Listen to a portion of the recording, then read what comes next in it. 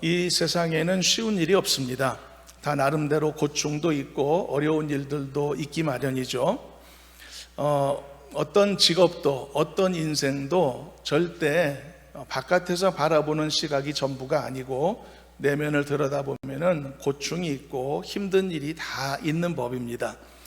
어떤 영상을 보니까 중학생쯤 돼 보이는 아이가, 남자아이가 장래 희망이 뭐냐 옆에서 물었더니 그 아이가 시큰둥하게 대답을 하기를 국회의원이요, 그렇게 얘기를 하더라고요. 그래서 의외의 대답에 깜짝 놀라면서 왜 국회의원이 되고 싶어? 라고 물었더니 그 아이가 하는 말이 놀고 먹는 것 같아서요, 그렇게 얘기를 했다라고 합니다. 이유가 참 기가 막히지만 아이들이 국회의원을 떠올리면서 놀고 먹는 것이 연상된다는 것이 씁쓸하기도 한데요. 하지만 정말 국회의원이 진짜 놀고 먹는 일이겠습니까? 나름대로 어려움이 있고 다 고충들이 있는 것이겠죠. 요즘 사람들이 이런 말도 자주 하더라고요. 연예인 걱정은 하는 게 아니다라고요. 그게 무슨 의미인지는 아시겠죠? 연예인들이 사기를 당하기도 하고 또 사업을 하다 망하기도 하고 이런 소식들이 사람들에게 많이 알려지지 않습니까? 근데 그런 소식이 들리면 팬들의 입장에서는 안타까운 마음이 먼저 들겠죠. 그런데 가만히 지켜보면 아니 2년, 3년 만에 열심히 벌어서 뭐 수십억의 빚을 다 갚았다는 등 뭐 그런 이야기가 들린단 말이죠. 이해가 안 가는 거죠. 어떻게 저럴 수가 있지? 얼마나 많이 벌면 2, 3년 벌어서 수십억을 갚냐? 그러면서 그제서야 사람이 깨닫는 거죠. 그래서 연예인 걱정하는 게 아니로구나 라고 말이죠. 내 걱정이나 해야지, 내 코가 석자인데, 이렇게 말입니다. 그렇지만 그런 연예인들도 남모를 고충이 왜 없겠습니까? 유명세로 인해서 사생활도 없어지고 그런 불편함 같은 것은 아마 겪어보지 않은 사람은 아마 상상하기 어려운 그런 불편함일 것이라고 생각이 듭니다. 우리가 그리스도인으로서 살아가는 삶도 기본적으로 행복하고 기쁜 삶이 아닙니까? 구원받음에 감사한 것이고 하나님과 동행함에 즐거움이 넘치는 것이고, 그래서 우리는 감사로 오늘도 예배를 드리며 기쁨으로 오늘도 찬송하는 것 아니겠습니까? 그런데 그런 그리스도인들에게도 지켜야 될 하나님의 계명이라는 게 있지 않습니까? 그냥 공짜가 아니지 않습니까? 말씀을 지켜야 되고 명령하신 대로 순종해야 될 그런 사명이 우리에게 있고, 때로는 직분을 우리에게 주셔서 그 직분을 감당해야 될 우리의 본분도 생긴단 말이죠. 그러면 우리에게 주어진 이런 하나님의 명령들을 수행하는 것을 우리는 어떤 의미로 받아들여야 될까요? 힘들기만 한 일일까요? 아니면 피하고 싶은 일일까요? 그리스도인으로서 하나님의 자녀가 돼서 행복하게 살아가는 삶에 대한 일종의 반대급부일까요? 일종의 대가로 생각해야 될까요? 일종의 어떤 고충이라고 생각해야 될까요? 누구에게나 있는 남모를 아픔 이런 것 정도로 생각해야 될까요? 아니면 이조차도 즐겁고 감사한 일로 받아들여야 될까? 여러분, 궁극적으로는요, 우리가 하나님의 명령에 순종하는 일조차도 우리에게는 감사한 일이며 즐거운 일이고 행복한 일이라는 사실을 깨달아야 할 줄로 믿습니다. 사실 이것이 오늘 말씀의 최종적인 결론에 해당되는 것인데요, 하지만 우리가 일반적으로 생각해 보면 명령을 따른다는 것이 형식적인 것으로 우리가 이게 순종이라는 이 사명을 우리에게 주지 않습니까? 그리고 명령을 따라야 된다라고 하는 이 형식이 우리에게 주는 어떤 의무감이라는 것도 있고 어떤 압박감이라는 것도 있지 않습니까? 그런데 이게 때로는 만만치 않을 때가 있는 것도 사실이라는 거죠. 그래서 우리가 이 부분을 좀 더 면밀히 좀 살펴보려고 합니다. 하나님의 명령을 순종해야 될 사명을 우리가 다 갖고 있는데 이게 우리가 기쁘게 순종해야 된단 말이죠. 그러려면은 나의 내면적인 부분, 나의 외적인 상황 다 포함해서 어떤 점들이 이 순종하는 일에 걸림돌이 될 것인가, 바로 이 부분을 나누어 보려고 하는 것입니다. 그래서 이런 것들이 왜 내 순종에 걸림돌이 될 수 있는가, 잘 이해함을 통해서 그 이해를 통해 걸림돌을 잘 다루고 잘 처치해서 좀 더 기쁘고 즐겁고 감사하게 우리의 순종의 삶을 감당하고자 하는 것이 오늘 말씀의 목적이 되겠습니다. 오늘 말씀의 제목은 순종의 걸림돌들 아닙니까? 사실 걸림돌을 살펴보는 것 자체가 기분 나쁘고 별로 즐거운 작업은 아니죠. 부정적인 단어니까요, 걸림돌이라는 것 자체가. 그러나 오늘 우리가 지금 이 말씀을 통해서 걸림돌에 대해 묵상하려는 거 아닙니다. 우리가 몇 가지 걸림돌을 이제 살펴볼 텐데 그걸 묵상하려는 게 아니라 내 안에 있는 가능한 이런 걸림돌들, 방해물에 대해서 잘 이해해 보자는 것이죠. 그래서 이런 것들이 방해물이 될 수 있구나, 잘 이해해서 잘 이겨낼 수 있기를 바라는 마음인 것입니다. 여러분, 내 몸에 어떤 불편함이 있지 않습니까? 근데 이유를 모를 때는 작은 불편함도 너무 두려워요. 내 안에 몸에 뭔가 기분 나쁜 불편함이 있는데 뭔지 모르겠단 말이죠. 이게 무슨 큰 병이 아닐까? 너무 어떤 문제가 있는 것 아닐까? 무서움이 온단 말이죠. 그렇지만 이유를 알면 조금 몸이 불편해도 안심할 수 있단 말이죠. 이것 때문에 내가 이렇게 좀 오늘 몸이 아프구나. 원인을 아니까 아주 지혜롭게 대처할 수 있단 말이죠. 그래서 내가 믿음으로 살아가는 삶에 걸림돌이 되는 것들이 있는데 그게 어떤 이유이고 그게 어떤 성격인가를 이해하면은 이겨내는 데 도움이 된단 말입니다. 여러분, 잘 이해하셔서 잘 이겨내는 데 도움이 되시길 바라고, 그래서 더욱더 순종의 삶을 살아가는 우리 모두가 되기를 주님의 이름으로 축원합니다. 자, 이제 하나님께서 이제 가나안에 들어가게 될 이스라엘 백성들에게요, 순종을 요구하시며 몇 가지 명령들을 하신 것이 오늘 본문 속에 나타나 있는데, 바로 모세를 통해서 하신 이 명령 중에서 한번 간추려서 한 5가지 정도의 이렇게 순종의 내용과 거기에 따른 걸림돌의 성격을 이제 살펴보도록 하겠습니다. 첫 번째요, 하나님은 가나안 땅의 원주민들을 다 몰아내라 라고 명령하셨습니다. 이것은 하나님이 수없이 반복하여 명령하신 것이기 때문에 이스라엘에게는 어떤 예외도 없는 것이어서 반드시 수행해야 될 명령이었죠. 그런데 이 당연한 사실을 왜 하나님이 첫 번째로 두셨을까요? 그리고 왜 이걸 명령하셨을까요? 당연한 건데. 그 이유는 이 일이 생각보다 쉽지 않음을 우리에게 암시하는 것이 아닐까요? 그렇다면 어떤 면에서 이 명령의 순종이 어렵다고 우리가 이해해야 될까요? 사람이 말이죠, 어떤 일을 이루고자 할 때 그 일을 하지 못하게 되는 것을 크게 2가지의 부족으로 우리가 정리할 수 있습니다. 하나는 능력의 부족 때문이고요, 하나는 의지의 부족 때문입니다. 능력의 부족이 우리를 어떤 일을 못하게 하는 사례는 너무 많죠. 그리고 우리가 이거는 너무 많이 경험하며 살아오기 때문에 설명도 필요 없을 것 같습니다. 내 능력이 부족해서 자녀들을 충분히 돌보지 못하는 경우도 얼마나 많고, 내 능력이 부족해서 내가 원하는 학교를 못 가거나 원하는 직장에 못 가거나 하는 경우도 많고, 내 능력이 부족해서 원하는 사람을 차지하지 못하는 일들도 얼마든지 있죠. 예수님께서요, 겟세마네 동산에서 기도하실 때 제자들이 함께 깨어서 기도하지 못했잖아요. 그때 그 잠든 모습을 보시며 예수님이 하셨던 말씀이 있는데 어떤 말씀이었죠, 여러분? 마음은 원이로되 육신이 약하다라고 말이죠. 마음은 내가 안다. 네 마음은 알지만 네 몸이 따라와 주질 못하는구나. 네 능력이 부족하구나. 이 능력 문제 때문에 순종이 안 된다는 것이죠. 그런데 반대로 때로는 능력은 충분히 있는데 의지의 부족 때문에 순종이 안 되는 경우도 있습니다. 그래서 이 의지의 부족은 능력의 부족과는 관계없는 현상이기 때문에 보통 어떻게 나타나냐 하면 인간의 게으름 때문에 나타나기도 하고 인간의 변심 같은 것으로 나타나기도 합니다. 또 나아가서 인간의 어떤 반항심 같은 것으로 인해 발생하기도 하고요.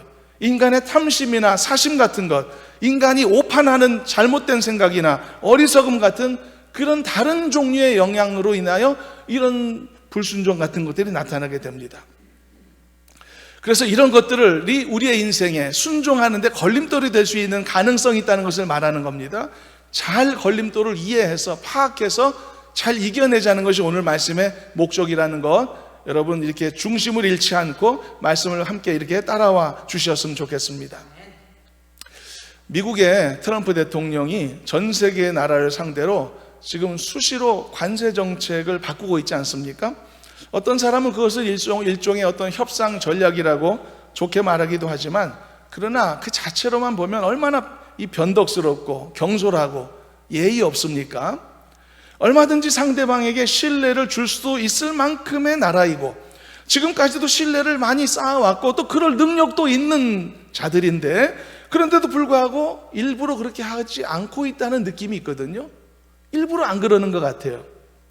그렇기 때문에 그 또한 이 의지의 문제라고 저는 여겨지거든요. 단지 그렇게 하고 싶지 않은 것이죠.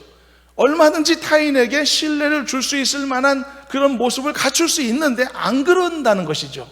알면서도 안 한다는 것이죠. 그래서 의지의 문제라고 우리가 분류할 수 있는 것입니다.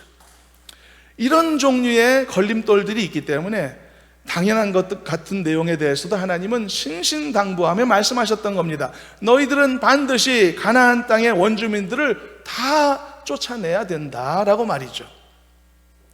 여러분, 우리도 하나님의 계명을 지키는 자로서 이 계명을 지키는 일을 너무 단순하게 보거나 너무 가볍게 생각하면 안 될 것입니다.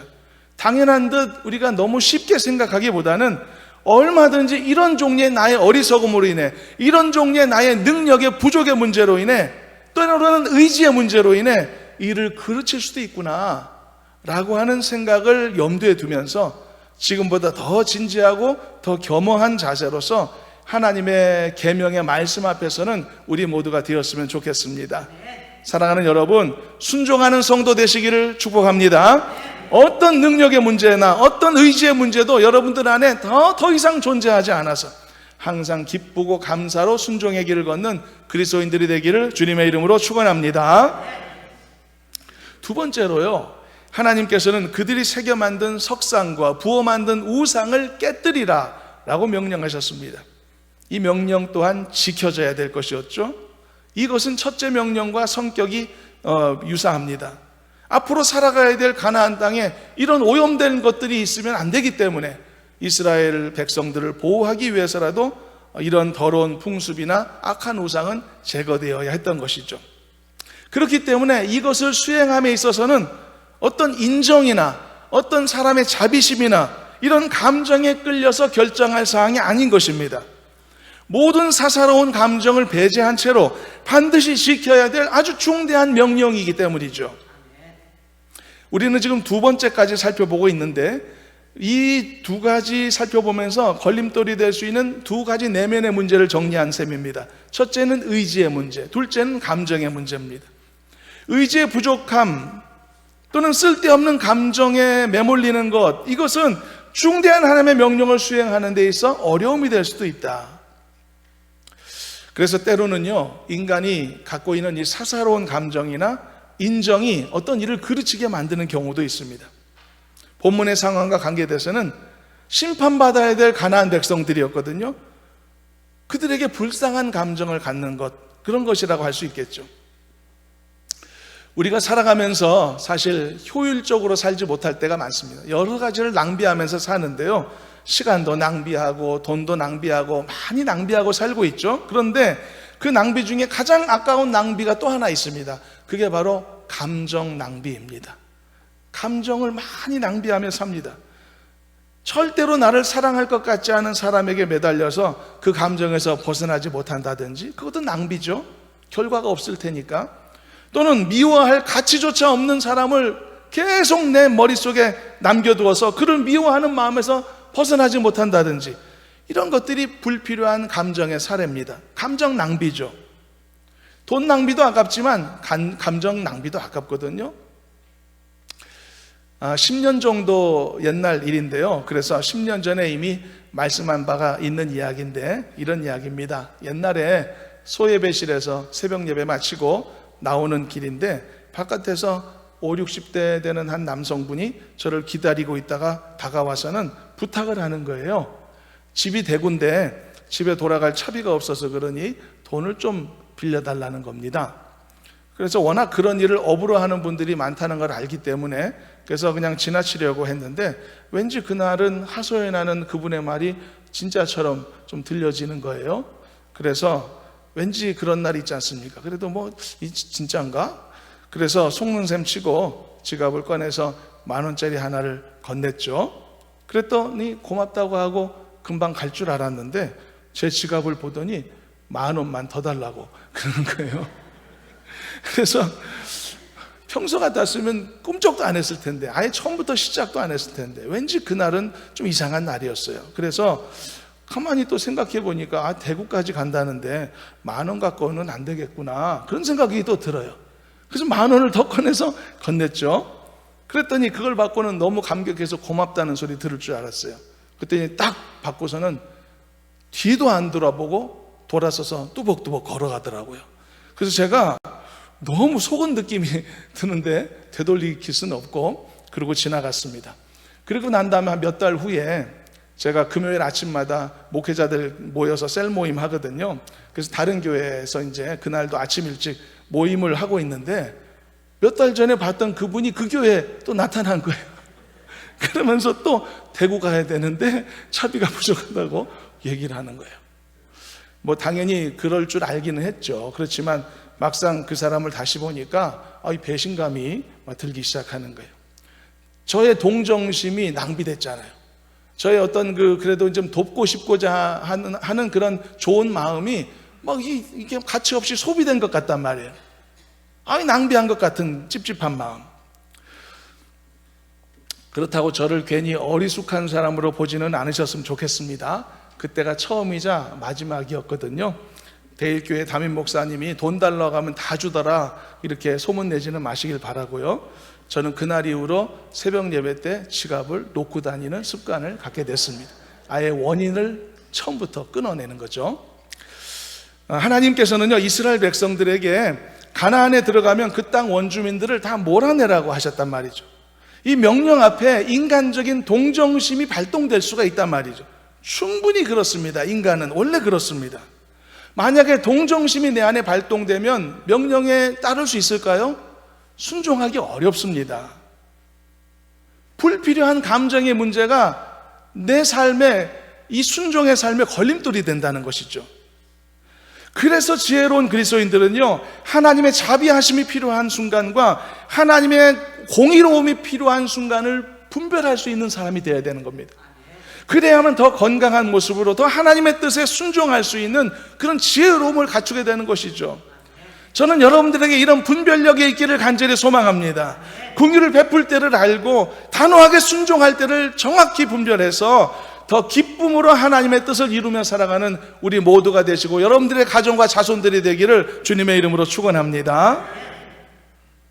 그리고 세 번째는요, 가나안 원주민들이 지어놓은 산당을 다 헐어버려라 라고 하나님이 명령하셨다는 사실입니다. 이것도 거의 동일한 목적은 같죠. 산당이라는 장소는요, 과거 가나안 사람들이 그곳에서 우상 숭배하는 일에 사용되었던 장소였거든요. 그러니까 그런 곳을 정리하지 않고 놔둔다면 그것도 오염될 가능성이 있단 말이죠.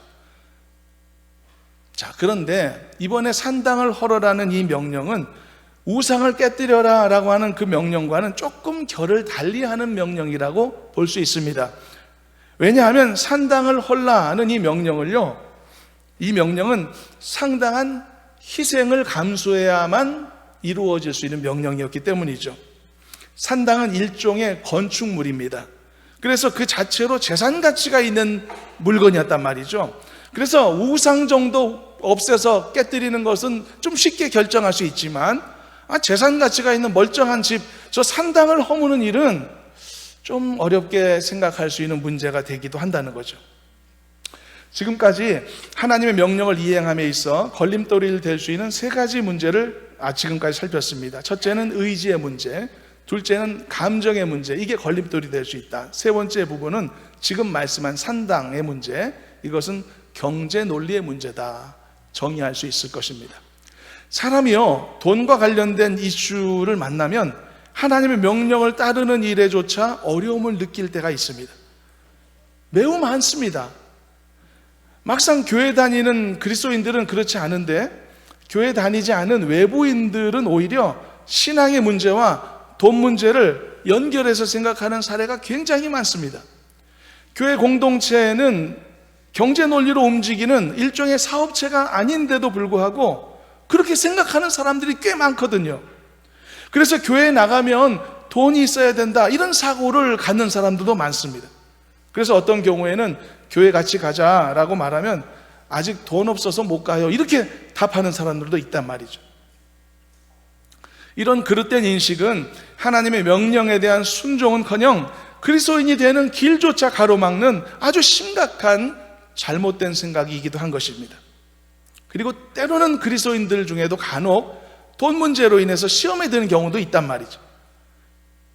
그래서 이것이 결코 만만치 않은 그런 문제, 이슈가 될 수 있는 겁니다. 그렇지만 여러분, 하나님의 명령을 온전히 수행하기 위해서는 그 어떤 걸림돌도 우리 앞에 놓아두어서는 안 되는 것이겠죠. 하나님의 명령 앞에서는 단순한 경제 논리가 그 기준점이 되어서도 안 되는 것일 겁니다. 하나님의 명령은요, 그 명령 자체로 가치가 있는 것입니다. 그 자체만으로 어떤 세상의 논리를 뛰어넘는 강력한 순종의 이유가 된다는 사실입니다. 그러므로 가나안 땅에 들어가게 될 이스라엘 백성들은 그들의 앞에 펼쳐진 우상뿐만이 아니라 아깝더라도 저 건물 멀쩡한데 생각이 들더라도 그들의 눈에 보이는 산당도 명령에 순종해서 허물어야 했다는 것이죠. 여러분, 하나님은 만유의 하나님이신 줄로 믿습니다. 모든 것을 소유하신 하나님이신 줄로 믿습니다. 그러므로 우리는 얼마든지 좁은 시야를 벗어날 필요가 있습니다.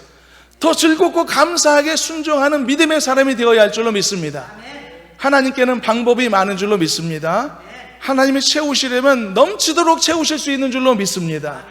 그렇기 때문에 우리가 속 좁은 마음으로 너무 전전긍긍하고 또 삶을 살아가며 두려움을 느끼기보다는 하나님이 행하실 놀라운 일들을 기대하고 소망하면서 순종하는 우리의 발걸음에 스스로 걸림돌을 놓지 않는 그런 지혜로운 선택을 하는 우리가 되어야 할 줄로 믿습니다. 이런 순종의 길을 걷는 우리 모두가 되기를 주님의 이름으로 축원합니다. 그리고 네 번째 명령입니다. 하나님께서는 그 땅을 점령하고 거기에 거주해라 라고 명령하셨습니다. 그러니까 이 말은 그 땅의 주인이 되라는 것입니다. 불의한 점령군처럼 그런 태도로 행세하지 말라는 이야기입니다. 점령군 정도가 아니라 아예 그 땅의 주인처럼 행동해라, 이런 것이죠. 이 말도 틀립니다. 주인처럼이 아니라 그냥 너희들이 주인인 것을 기억하라, 이런 종류의 명령인 것입니다. 왜 이런 명령이 필요했을까요? 그리고 왜 이것이 어떤 걸림돌과 연결되는 것일까요? 자기 것이 아닌 남의 것을 사용하는 사람은 어딘지 모르게 좀 조심스러워지고 눈치 보게 되고 그렇지 않습니까? 때로는 남의 것을 막 빼앗아서 쓰는 사람도 있는데 그런 사람조차도 속에는 양심의 찔림이라는 것이 있지 않습니까? 그래서 쭈뼛쭈뼛한 마음이 있는 거죠. 그렇지만 그것이 만일 우리가 하나님의 명령을 수행하는 일과 그 결과와 과정과 관계된 것이라면 하나님은 그런 우리의 마음조차도 허용하지 않으시는 겁니다. 필요 없다고 말씀하시는 겁니다. 그렇기 때문에 하나님의 명령의 순종이라는 가치가 얼마나 높은 가치인가를 지금 말씀하고 있는 겁니다. 내가 느끼는 감정, 내 안에 있는 어떤 생각, 판단, 그것을 훨씬 뛰어넘는 것이라는 것을 지금 말씀하는 것입니다. 그래서 말씀하는 겁니다. 하나님이 너는 가나안 땅을 가서 차지했더라도 미안해하지 말라는 겁니다. 한마디로 거기 사람들 미안해하지 마. 본래부터 네가 그 땅의 주인인 것처럼 행동해, 이런 말씀을 하셨던 것이죠. 착한 사람은 불편할지도 모릅니다. 어떻게 그래요? 그렇지만 하나님은 이유까지도 알려주셨죠. 그것은 내가 그 땅을 너의 소유로 주었기 때문이다라고 말씀하셨다는 말입니다. 하나님이 주셨으면 내 소유로 삼아야 될 것 아니겠습니까? 이건 굉장히 중요한 믿음입니다. 이것을 의심하는 것은 겸손도 아니고요, 신중함도 아닙니다. 단지 불신일 뿐인 것이죠. 우리가 어떻게 믿음으로 선포할 수 있습니까? 왜 우리가 믿음 안에서 형통할 것이라고, 믿음 안에서 항상 행복한 삶을 살 것이라고 왜 선포할 수 있습니까? 주실 것을 믿기 때문이 아닙니까? 이런 믿음이 없이는 이 선포가 무슨 의미가 있겠습니까? 그래서 말씀을 의지해서 믿음으로 구했다면 받은 줄로 믿어라, 받은 줄로 알아라. 이것이 성경에서 우리에게 가르쳐주는 믿음의 모습이 아니겠습니까?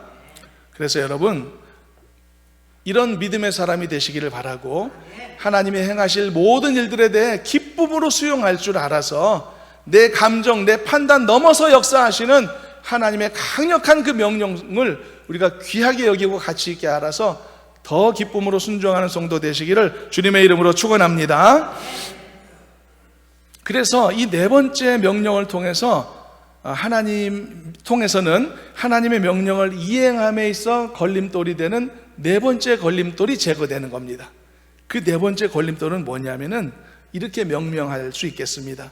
바로 양심의 문제입니다. 양심의 문제가 걸림돌이 된다는 거죠.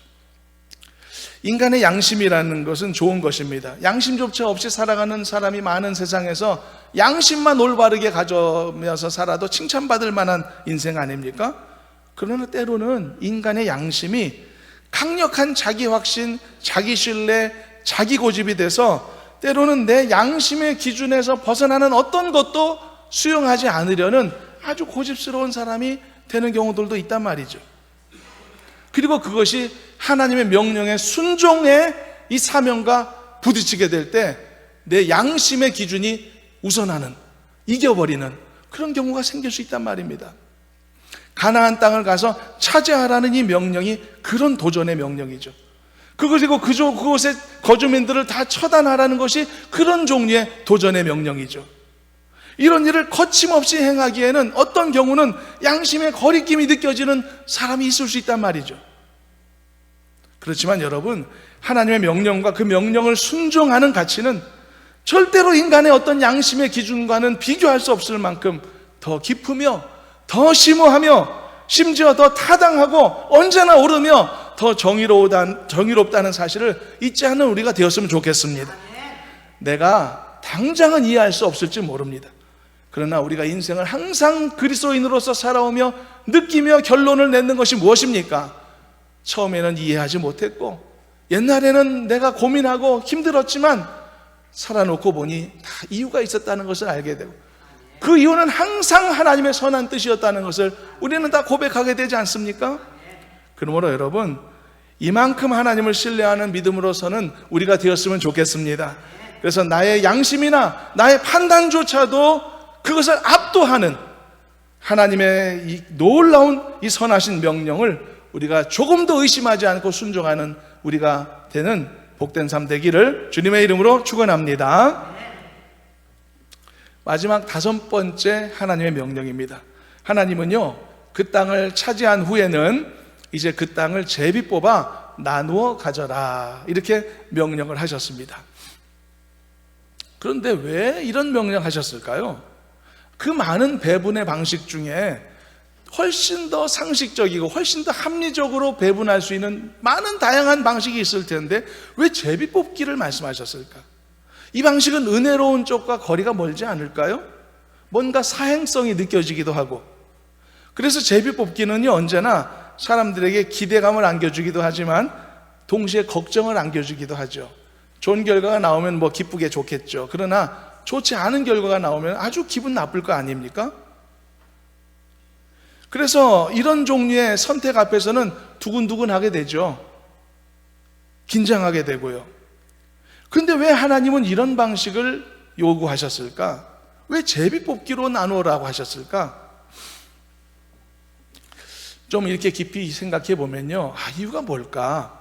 그 이유는 하나님이 명령하신 이 제비뽑기는 단순히 인간들이 사행심리로 하는 그런 놀이처럼 요행을 바라는 어리석은 놀이가 아니고 하나님께서 깊숙이 개입하셔서, 그래서 개입하시는 하나님의 역사로서의 의미를 부여하시기 때문에 그 명령이 가능했던 것입니다. 하나님은 단순히 제비 뽑아서 니들끼리 나눠 가져라고 그냥 내팽개치신 게 아니라, 그 상황을 방치하신 것이 아니라 다음과 같은 보관을 갖고 계셨음을 설명하셨는데요. 이 부분은 읽어보겠습니다. 본문 54절 말씀 함께 읽어봅니다. 너희의 종족을 따라 그 땅을 제비 뽑아 나눌 것이니 수가 많으면 많은 기업을 주고 적으면 적은 기업을 주되 각기 제비 뽑은 대로 그 소유가 될 것인즉 너희 조상의 지파를 따라 기업을 받을 것이니라. 자, 여기 잠시 말씀을 보면 땅을 제비 뽑아 나누라고 명령하신 것은 알겠단 말이죠. 그런데 지금 부연 설명이 이해가 안 가죠. 어떻게 숫자가 많은 지파가 더 넓은 땅을 가질 수 있다고 하시지? 어떻게 숫자가 적은 지파가 적당한 좁은 땅을 가지게 될 것이라고 말씀하시는 것이지? 우리가 상식으로 아는 제비 뽑기는 그런 거 아니지 않습니까?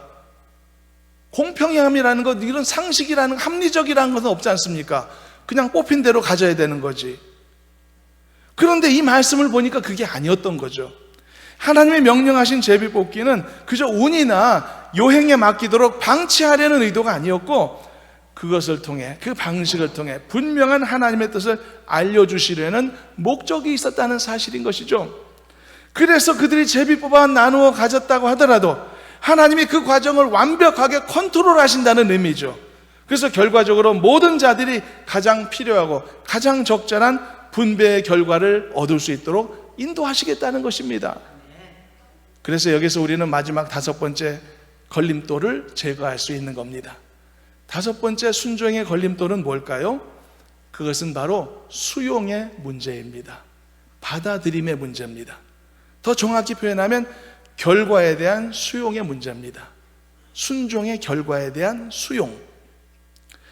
하나님이 명령하신 것을 순종하려다 보니까 한 가지 걸리는 것이 예상된단 말이죠.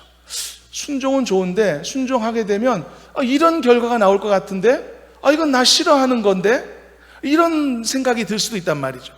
내가 순종하면 이런 손해가 발생할 것 같은데, 나는 순종하고 싶지만 그 결과는 내가 원하는 것이 아니라 좀 꺼려진다, 이런 생각이 들 수 있는 것이죠.